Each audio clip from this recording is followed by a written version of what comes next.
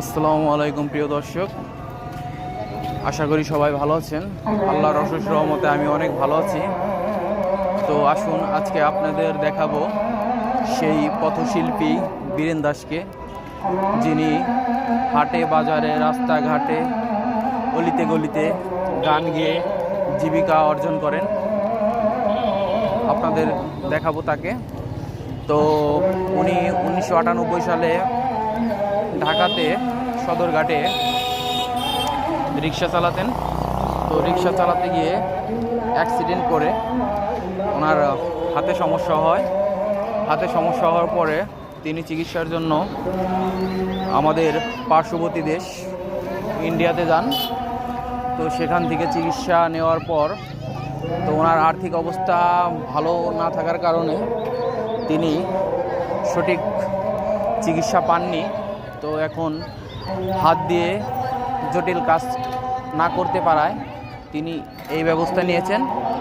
তো আসুন আমার সাথে তাকে দেখাই।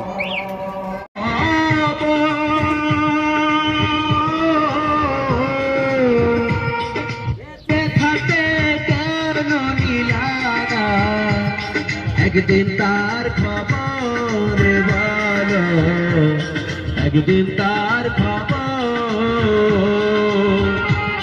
আইসো একা যাহবা একা অন্ধকার কবর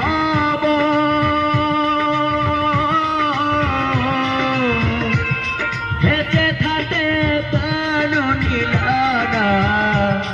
একদিন তার খবর বলো, একদিন তার খবর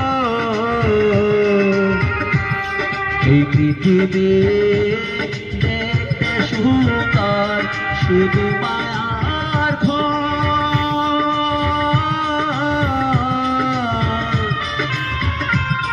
আইসো একা যাবা একা বলো কিসের অহংকার, বলো কিসের অহংকার, বলো কিসের অহংকার।